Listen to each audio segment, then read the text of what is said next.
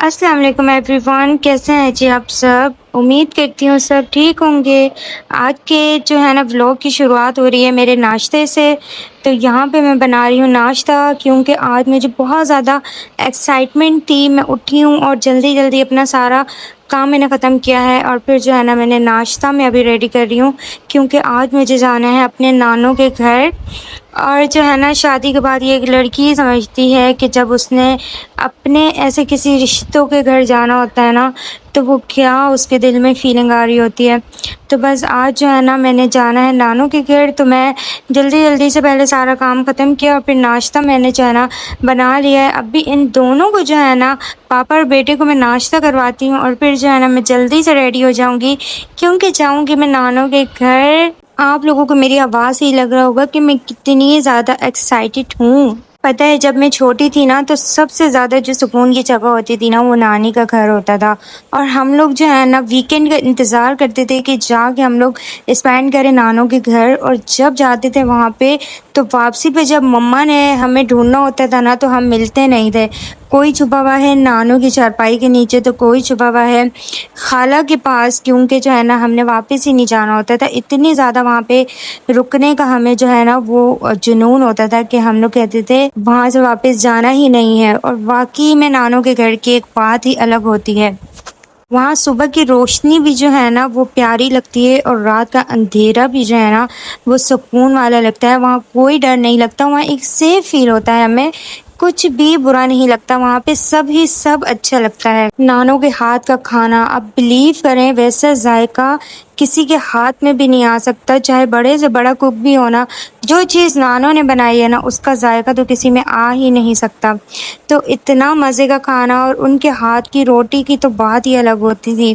اتنا زیادہ جو ہے وہ ٹیسٹ ہوتا تھا، اتنا زیادہ ذائقہ ہوتا تھا، تو ہم لوگ بہت مس کرتے ہیں ان چیزوں کو۔ یہ شاید وہ بناتی اتنے پیار سے تھی ہمارے لیے کہ ہمیں اس سے زیادہ اچھا جو ہے وہ کچھ لگتا ہی نہیں تھا۔ لیکن پھر ایک دن شادی ہو جاتی ہے اور سب کچھ بدل جاتا ہے۔ سارے وہ رشتے ہم پیچھے چھوڑ کے آ جاتے ہیں، جن سے ہمیں اتنی زیادہ محبت ہوتی ہے۔ جب نیا گھر اور نئے رشتے آتے ہیں، تو پھر وہ سارے پرانے رشتے دھیرے دھیرے سے پیچھے رہ جاتے ہیں۔ اب ذمہ داریاں اتنی بڑھ چکی ہیں کہ اب نہ وہ روز روز بول ہوتی ہے، اور نہ ہی چھٹیوں کی اتنی زیادہ ایکسائٹمنٹ ہوتی ہے کہ نانوں کے گھر جائیں گے۔ وہ ساری چیزیں کہیں ہم سے بہت زیادہ دور جا چکی ہیں۔ وہ بے فکری، وہ آزادی صرف نانوں کے گھر تھی۔ آج بھی دل کرتا ہے کہ ایک رات جا کے وہاں رکا جائے، کیونکہ میرے لیے وہ صرف ایک جگہ نہیں ہے، وہ ایک احساس ہے۔ اور ایک مزے کی بات بتاؤں آپ لوگوں کو، جب چھوٹے ہوتے تھے نا اور عید آتی تھی، تو عید بالکل پھیکی ہوتی تھی، اور عید بالکل جو ہے نا انکمپلیٹ ہوتی تھی جب تک جو ہے نا ایک دن جا کے نانوں کے گھر اسپینڈ نہیں ہوتا تھا، اور سب جو ہے نا وہاں پہ جمع نہیں ہوتے تھے۔ تو عید کی اتنی زیادہ ایکسائٹمنٹ بھی اسی لیے ہوتی تھی کہ ایک دن سب نے جا کے نا نانوں کے گھر اسپینڈ کرنا ہے، اور سب نے مل کے بیٹھنا ہے، اور مذاق اور ہنسی مذاق کرنا ہے۔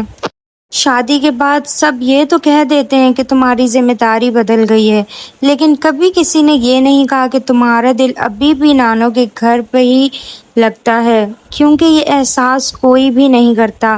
ایون کے رشتے ایک دوسرے سے ملے جلے ہوتے ہیں، لیکن اس کے باوجود جو ہے نا کوئی کسی کے لیے اتنا پیار نہیں رکھتا۔ لڑکیاں چاہے سسرال کے ہر رشتے کی قدر کر لیں، لیکن سسرال والے ان کے رشتوں کی ذرا بھی قدر نہیں کرتے، اور کبھی بھی احساس کر کے خود سے نہیں کہتے کہ ہاں تمہارے رشتے ہیں، تم جا کے ٹائم اسپینڈ کیا کرو۔ شاید ہم لڑکیوں کی زندگی ہی یہی ہوتی ہے۔ نہ جانے وہ کون سی لڑکی ہوتی ہیں جن کا ایسے سسرال ملتے جو ان کے رشتوں کی قدر کرتے ہیں۔ جو بھی ہوتی ہیں بہت زیادہ لکی ہوتی ہیں، اور بہت زیادہ لکی ہو تم لوگ بہنوں کہ تم لوگوں کو ایسے سسرال ملے ہیں۔ نانوں کا گھر وہ ہوتا تھا جہاں پہ ہم بنا ڈرے رو لیتے تھے، اور جو ہے نا بنا سوچے سمجھے مسکرا لیتے تھے، ہنستے تھے، کھیلتے تھے، ادھم کود مچاتے تھے، سب کچھ کرتے تھے، لیکن کوئی روکنے ٹوکنے والا نہیں ہوتا تھا۔ وہاں پہ عید سے پہلے ہی جو ہے نا محسوس ہو جاتا تھا کہ عید کا جادو آ گیا ہے۔ لیکن اب تو عیدی ملتی بھی ہے تو صرف گریٹنگز میں۔ یہ بات تو بالکل صحیح ہے کہ شادی کے بعد بہت سی پازیٹیو چیزیں بھی ہوتی ہیں، لیکن جو معصومیت، جو شرارتیں، جو باتیں بچپن میں ہوتی ہیں نا، وہ پھر بعد میں لوٹ کے نہیں آتی۔ جب عید آتی ہے نا، سب کچھ ہوتے ہوئے بھی وہ چیز نہیں ہوتی، وہ جادو نہیں ہوتا جو نانوں کے گھر کا ہوتا تھا۔ وہ چیز بہت زیادہ مس کرتی ہے۔ پتہ ہے گھر کیا ہوتا ہے؟ گھر کا مطلب کیا ہوتا ہے؟ نہ دیواریں، نہ فرنیچر اور نہ باقی لوگ۔ گھر کا مطلب وہ ہوتا ہے کہ گھر وہ ہوتا ہے جس میں نانی نانا زندہ ہوتے ہیں۔ میرے نانا زندہ نہیں ہیں، اللہ انہیں جنت الفردوس میں اعلیٰ مقام عطا فرمائے اور ہماری نانی کا سایہ ہم پہ ہمیشہ سلامت رکھے، انہیں صحت و تندرستی والی زندگی عطا فرمائے۔ یہ تو سچ ہے کہ نانی نانا سے ہی ساری بہاریں ہوتی ہیں، اور ان کے ساتھ ہی جو ہے نا وہ گھر گھر لگتا ہے، یعنی کہ نانوں کا گھر جو ہوتا ہے نا وہ نانی نانا سے ہی لگتا ہے۔ ان کے ساتھ ہی اس گھر کی ہر جگہ اپنی لگتی ہے، ان کے ساتھ ہی ہر موسم رنگین ہوتا ہے، ورنہ زندگی میں سب کچھ ہو کر بھی کوئی کمی سی محسوس ہوتی ہے۔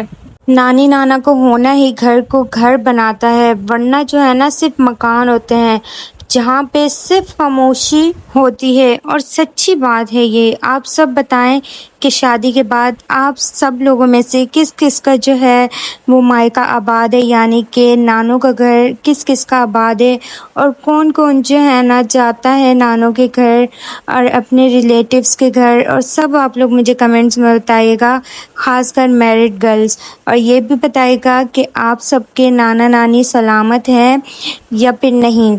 تو کمنٹس میں لازمی بتائیے گا، میں آپ سب کے کمنٹس ریڈ کروں گی۔ اور اس طرح کے جو کمنٹس ہوتے ہیں نا وہ ان سے ایک احساس ہوتا ہے کہ ہم لوگ سب ایک فیملی ہیں، تو آپ لوگوں نے مجھ سے لازمی شیئر کرنا ہے۔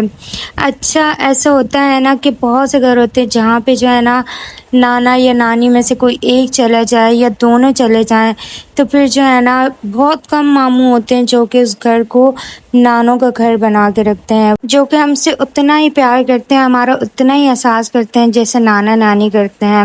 اور کچھ تو ایسے ہوتے ہیں جو کہ پہلے ہی نانا نانی کے زندہ ہوتے ہی جو ہے نا وہ بس بالکل الگ تھلگ ہو جاتے ہیں، اور جو ہے بالکل بھی کسی کا کوئی بھی انہیں نہیں ہوتا، بس وہ اپنی فیملی میں مگن ہوتے ہیں۔ تو میں ان کی بات نہیں کر رہی، میں اچھے ماموں کی بات کر رہی ہوں کہ بہت کم ہوتے ہیں ایسے ماموں جو کہ ہمیں نانا نانی والا احساس دیتے ہیں، اور الحمدللہ ہمارے پاس بھی ایسے ماموں موجود ہیں۔ اللہ انہیں جو ہے ہمیشہ سلامت رکھے، اور ہمیشہ جو ہے نا وہ ہمارے نانوں کے گھر کو ایسا ہی بنا کے رکھیں کہ ہم جب بھی جائیں تو بلا جھجک جائیں، اور جو ہے ہمیں کبھی بھی وہ گھر پرایا نہ لگے۔ کچھ ماموں ہوتے ہیں جو اس گھر میں نانا نانی کی روح سلامت رکھتے ہیں، ورنہ جو ہے کچھ ہوتے ہیں جو کہ پہلے دن سے ہی اس گھر کو تالا لگا کے چلے جاتے ہیں۔ میں نے کہیں پہ پڑھا تھا کہ نانی کا گھر جب وراثت بن جائے تو یادیں محصول بن جاتی ہیں۔ نانی نانا کے جانے کے بعد جب وہ گھر جس میں ہم ننگے پاؤں بھاگا کرتے تھے، اچھل کود کرتے تھے، اسی گھر پہ دستک دیتے ہوئے بھی بندہ ڈرتا ہے کہیں کسی کو ہمارا آنا ہی برا نہ لگے۔ لیکن کیا کریں، نانوں کا گھر چھوڑا ہی نہیں جاتا، کیونکہ اس لیے بھی نہیں چھوڑا جاتا کہ اس گھر سے اپنی ماں کی بھی خوشبو آتی ہے، اور ماں کے جو ہے نا رشتے ہوتے ہیں تو ان سے انسیت اتنی ہوتی ہے، بچپن سے ہی ان سے اتنی انسیت ہوتی ہے کہ اس گھر کو بندہ چاہ کر بھی نہیں بھول سکتا۔ چاہے وہ گھر ویران بھی ہو جائے نا، پھر بھی ہمارے خیالوں میں آتا ہے اور آتا رہے گا، اور بہت سے لوگوں کے آتا بھی ہوگا، کیونکہ بہت سے لوگوں کا جو ہے وہ مائکہ، اور بہت سی ہماری ماؤں کا مائکہ، اور بہت سی میری بہنوں کا جو ہے نا وہ نانوں کا گھر ختم ہو چکا ہوگا، کیونکہ میں نے کہا نا کہ بہت کم وہ بھائی ہوتے ہیں، بہت کم وہ ماموں ہوتے ہیں جو کہ اس گھر کو آباد رکھتے ہیں نانا نانی کے جانے کے بعد۔